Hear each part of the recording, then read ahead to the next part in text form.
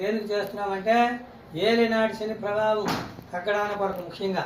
అందువల్ల ఈ యొక్క ఏలినాటి శని ప్రభావం తగ్గడానికి కొరకు, ఆరోగ్యాన్ని ఇవ్వడానికి కొరకు ఈ యొక్క హనుమాన్ చాలీసా 27 సార్లు చేసినట్లయితే 27 నక్షత్రాలు, 27 × 4 108 సార్లు దాని అర్థము అలాగే. అయితే ఈ యొక్క హనుమాన్ చాలీసా చేయడం వల్ల ఉపయోగం ఏమిటంటే మనకి శని అన్ని దేవతలకు అందరికీ కూడా పడుతూ ఉంటాడు. ఈ భూమి మీద పుట్టినట్టు ప్రతి ఒక్కరికి కూడా తప్పదు. అయితే ముగ్గురికే పట్టడు. ఎవరికి? ఆంజనేయ స్వామి వారికి, వినాయకుడికి, అగ్నిదేవుడికి. అందువల్ల మనం ఏ కార్యక్రమం చేసినా వినాయక పూజా కార్యక్రమం చేస్తాం. రెండవది అగ్నిదేవుడు హోమం చేస్తాం. మూడవది ఆంజనేయ స్వామి పూజ. ఇంటికి చక్కగా దృష్టి ఆంజనేయ స్వామి తలుచుకొని ఇంటికి రక్షణ కూడా కట్టడం జరుగుతుంది. అందువల్ల ఈ యొక్క శని ప్రభావం కోసం ముఖ్యంగా హనుమాన్ చాలీసా చేయడం జరిగింది. అయితే ఈ యొక్క ఏలినాటి శని ప్రభావం అందరికీ పడుతున్నది, ముగ్గురికే పట్టడం లేదని చెప్పి ఈ యొక్క నారద దేవుడు చేశాడంటే ముందుగా శనీశ్వరుడు దగ్గరికి వెళ్ళాడు. నువ్వు భూలోకంలో ఉన్నటువంటి అందరికీ పెట్టావు, దేవతలందరికీ కూడా పెట్టావు, సాక్షాత్ పరమశివుడు కూడా పెట్టావు, కానీ ముగ్గురికి పట్టలేదు. ఎవరికి? గణపతి, ఆంజనేయుడికి, ఈ యొక్క అగ్నిదేవుడికి పట్టలేదు. అయితే ఇప్పుడే పడుతున్నాను అన్నాడట. వెంటనే వినాయకుడి దగ్గరికి వెళ్ళాడట. వినాయకుడు అన్నాడట, నేను మహాభారతం రాస్తున్నాను, వ్యాస మహర్షి చెప్తున్నారు, ఇప్పుడు నాకు ఖాళీ లేదు, అందువల్ల రేపు రా అన్నాడట. అంటే మళ్ళీ వెళ్ళాడట. మళ్ళీ రేపు రా, ఇలా రోజు తిప్పేస్తున్నాడట. అప్పుడు శనీశ్వరుడు మళ్ళీ రేపు రా అంటున్నావు, నాకు కాలు పీకెట్టేస్తున్నాయి అంటే వీప్ మీద వినాయకుడు రాసుకున్నాడట. రేపు రా అని. ఎప్పుడు వస్తే అప్పుడు. ఎప్పుడు రోజు శనీశ్వరుడు తిరుగుతూనే ఉన్నాడు. ఎప్పుడు వచ్చినా వీప్ మీద రేపు రా అని ఉన్నది. అందువల్ల బాబు నీ చుట్టూ తిరగలేను. అందువల్ల అయితే నా యొక్క పూజాది కార్యక్రమం చేసినటువంటి వాళ్ళు కూడా ఈ యొక్క అష్టమ అర్ధాష్టమ ఏలినాటి శని దోషాలు లేకుండా ఉండాలని చెప్పాడు. అప్పుడే నీ కాళ్ళు నొప్పులు తగ్గుతాయని చెప్పాడట. అందువల్ల వినాయక పూజా కార్యక్రమం చేసినటువంటి వారికి సమస్తమైనటువంటి శుభాలు జరుగుతాయి, ఆరోగ్యం కలుగుతుంది. అందుకే వినాయకుడికి గరికతో పెట్టి పూజా కార్యక్రమం చేస్తారు. గరిక అంటే ప్రాణం. ఎంతమంది మట్టించినా మళ్ళీ చిగురిస్తూనే ఉంటుంది. మానవుడి జీవితం కూడా ఎన్నో రకాల సమస్యలు వస్తుంటాయి, దాన్ని కుంగిపోకూడదు, మళ్ళీ చిగురించి జీవితాన్ని సాగించాలి. రెండవది ఆంజనేయ స్వామి పట్టడానికి వెళ్ళాడట. ఆంజనేయుడు రామకార్యంలో ఉన్నాడట. కార్యంలో ఉంటే ఈ యొక్క శనీశ్వరుడు వెళ్ళి ఆంజనేయుడు పుర మీద కూర్చున్నాడట.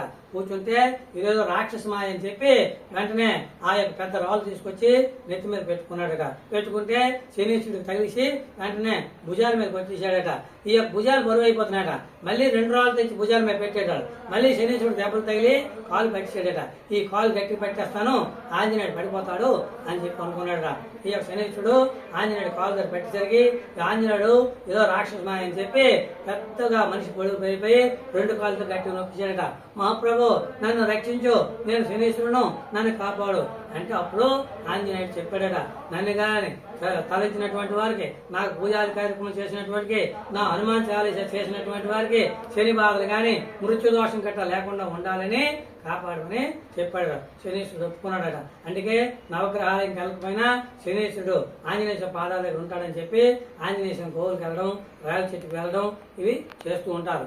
మూడవది ఏంటంటే అగ్నిదేవుడి దగ్గర పరిగెట్టాడట శనీశ్వరుడు, అగ్నిదేవుడిని పెట్టేస్తానని. అప్పుడు పార్వతీ పరమేశ్వరులు ఇల్లు కట్టుకుందాం అనుకున్నారట.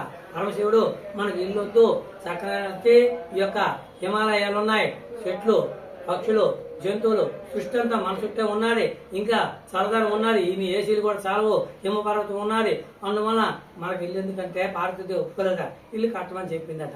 కట్టమంటే పార్వతీదేవి చెప్పింది కట్టాలి కదా, ఇల్లు కట్టాడట. ఇల్లు కట్టిన తర్వాత గృహప్రవేశం మొట్టమొదటిసారిగా రావణాసుడిని గురువుగా పిలిచారట.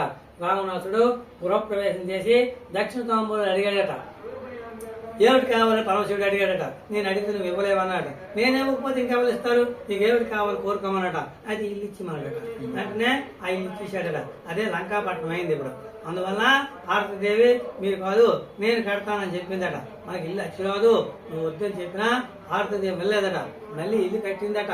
ఇల్లు కట్టి ఈసారి చక్కగా రావణాసుని పిలవకుండా ఇంకొక గురువు గారిని పిలిచి చక్కగా కార్యక్రమాన్ని స్టార్ట్ చేస్తున్న టైంలోని ఈ యొక్క నారదుడు వెళ్ళి శనీశ్వరుడు చెప్పాడట, అగ్నిదేవుడు వెళ్ళిపోతున్నాడు ఆ యొక్క ఈశ్వరుడు వద్దకు, అందువల్ల నువ్వు పట్టమని చెప్పాడు. ఇగో పడుతున్నాడు. మళ్ళీ అగ్నిదేవుడి దగ్గరకు వచ్చి నీకు శనీశ్వరుడు వెనకాతలు వస్తున్నాడు నేను పట్టడానికి అని చెప్పాడట. ఆ యొక్క అగ్నిదేవుడు ముందు పరిగెడుతున్నాడు, వెనకాతల శనీశ్వరుడు వస్తున్నాడు. ఎంత వచ్చేసరికి ఈ యొక్క పార్వతీ పరమేశ్వరులు గృహప్రవేశం అడుగు పెడుతున్న టైంలోనే ఏ అగ్నిదేవుడు నా దేవా దేవా అని ఒకసారిగా ఓం నమ శివాయ ఊదీశాడట. ఊదీసరికి యజ్ఞాన్ని తెలిపోయిందంతా కాలిపోయిందట. అదే శచీపురంతో అయిందట. అప్పటి నుంచి కూడా శనీశ్వరుడు కూడా నీలంగా ఉన్నటువంటి వాడు నల్లగా అయిపోయాడట. అందుకే పరమశివులు కూడా పార్వతీ పరమేశ్వరులు కూడా నలుపు అయిపోయాడు అక్కడి నుంచి. అందువల్ల ఆ యొక్క వేడిని తట్టుకోలేకున్నాడు శనీశ్వరుడు ఇక నుంచి కూడా నీ జోలికి రాను, అగ్గితో కాల్చేస్తావు, అందువల్ల హోమం చేసినటువంటి ఇంట్లో గట్ట నేను ఉండను అని చెప్పి ఆ యొక్క శనీశ్వరుడు చెప్పాడట. అందుకే ఏ గృహప్రవేశం చేసినా వివాహం చేసినా ఒక కార్యక్రమం చేస్తే అగ్నిదేవుడు దీపారాధన చేయమంటారు, అగ్ని ఉన్న దగ్గర శనీశ్వరుడు ఉండడానికి. అందువల్ల మనం ఈ రోజు ఈ యొక్క శని దోష నివారణ కొరకు మీరు మీ కుటుంబ సభ్యులు మీ అమ్మగారు ఆరోగ్యం బాగుండాలని చెప్పి 27 సార్లు నక్షత్ర హనుమాన్ చాలీసా చేశాం. అలాగే తెనాలి